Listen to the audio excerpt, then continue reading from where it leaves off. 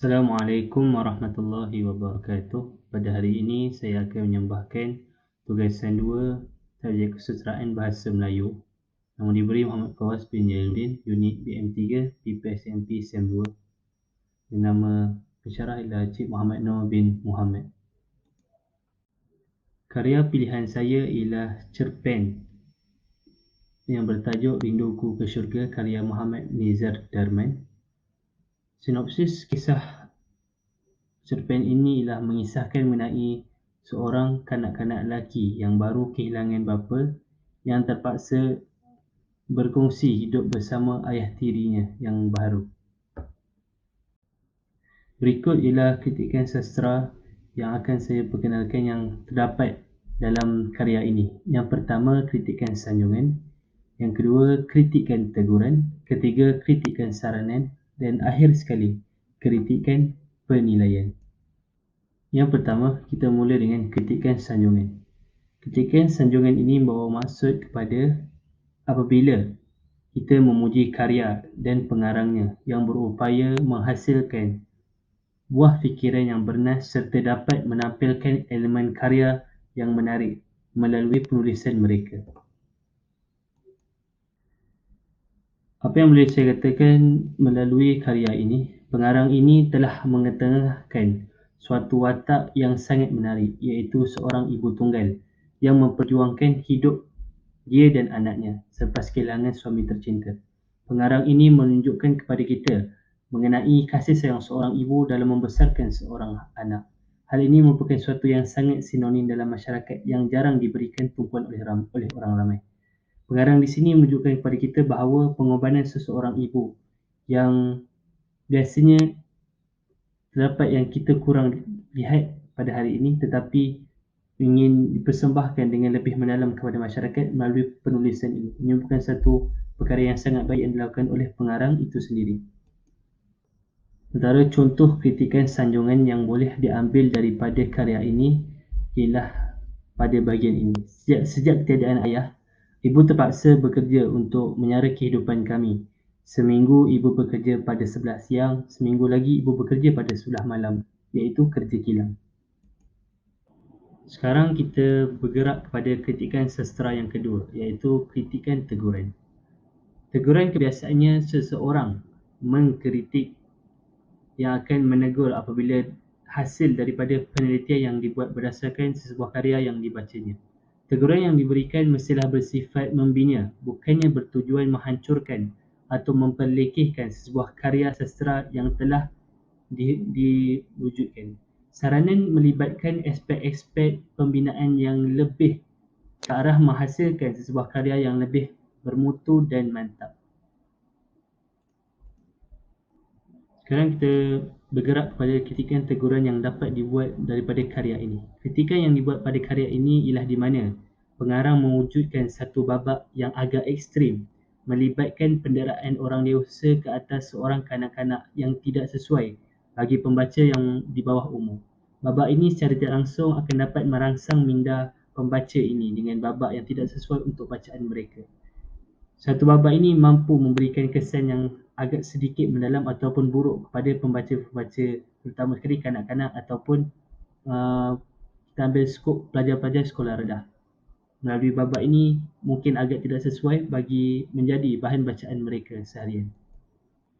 Antara contoh pembuktian yang dapat dilakukan bagi memastikan kritikan teguran diperlukan dalam karya ini ialah pada babak ini. Kecil-kecil sudah pandai mengadu domba, bikin cerita yang bukan-bukan. Serentak itu, kepalan penumbuknya singgah di perutku. Dia semakin menguatkan cengkamannya. Entah berapa kali dia menghantukkan kepalaku ke lantai. Kritikan sastera yang ketiga yang akan kita pergi ialah kritikan saranan. Istilah saranan bermakna anjuran atau sesuatu yang disarankan. Bagaimanapun istilah ini membawa konotasi lain, iaitu sebagai propaganda. Oleh itu, kritikan saranan merupakan kritikan yang cenderung menganjurkan sesuatu untuk memperbaiki kekurangan atau memantapkan lagi unsur-unsur yang membina sebuah karya atau memberi alternatif lain dari sisi teknik. Umpamanya jelas, kritikan saranan mengalirkan nilai positif dan amat signifikan kepada khalayak pembaca, pengarang dan ujaran kritikan sastra.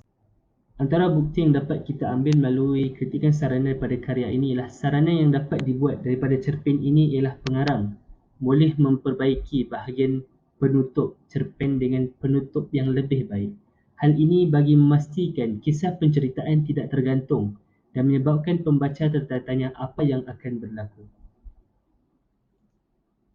Berikut merupakan contoh kritikan sarana yang boleh diambil daripada karya cerpen ini. Aku terjelupuk, mataku memandang ke atas. Aku dapat merasakan ada cecair hangat mengalir keluar dari kepalaku. Membuak-buak. Pandanganku mula berbinar. Dalam keadaan yang semakin berbalam-balam, sekonyong-konyong muncul wajah bersih abahku. Semakin lama, semakin dekat, semakin hampir. Berikut merupakan pengakhiran bagi kisah cerpen ini yang agak sedikit tergantung yang menyebabkan pembaca masih mahu lagi penceritaan yang lebih panjang bagi memastikan penutup yang lebih mantap ataupun lebih baik. Sekarang kita bergerak kepada kritikan sastra yang terakhir, iaitu kritikan penilaian. Kritikan penilaian bermaksud pengkritik menilai sebuah karya sastra melihat dari segi isi atau mesej yang hendak disampaikan oleh pengarang. Hasilnya dapat dilihat keistimewaan dan kekurangan karya tersebut. Kritikan penilaian yang terdapat pada karya sastra ini ialah penilaian yang dapat dibuat daripada karya ini sendiri ialah nilai yang cuba diterapkan ke dalam penulisan cerpen ini boleh pengarang ialah bagaimana kekuatan seseorang individu dalam menghadapi sesuatu dugaan walaupun melibatkan mental dan fizikal. Seperti kita dapat di sini, watak utama iaitu Firdaus, seorang kanak-kanak yang menghadapi banyak ujian dalam hidup, tetapi beliau tetap teguh dan berani dalam menghadapi apa jua ujian dalam kehidupannya. Walaupun melibatkan penderaan mental dan fizikal daripada seorang bapa tiri kepada seorang anak. Melihatkan betapa karya menerapkan ciri kekuatan dalam menghadapi suatu ujian itu dalam diri watak tersebut, iaitu Firdaus. Kritikan penilaian yang dapat kita buat daripada kisah ini ialah pada bahagian ini, iaitu entah sampai bila aku harus melalui hidup seperti ini. Lebih banyak menghabiskan masa di rumah pengasuhku berbanding di rumahku sendiri. Aku tidak menyalahkan ibu. Ibu punya tanggungjawab yang amat berat. Aku mesti memahaminya. Walaupun aku mula merasakan ada keregangan dalam hubungan kami berdua. Berikut merupakan bukti bahawa watak tersebut merupakan seorang watak yang kuat dan juga tabah dalam menghadapi apa-apa ujian. Walaupun dari segi kurangnya kasih sayang seorang ibu dalam kehidupannya. Walaupun watak ini merupakan seorang kanak-kanak yang masih lagi kecil.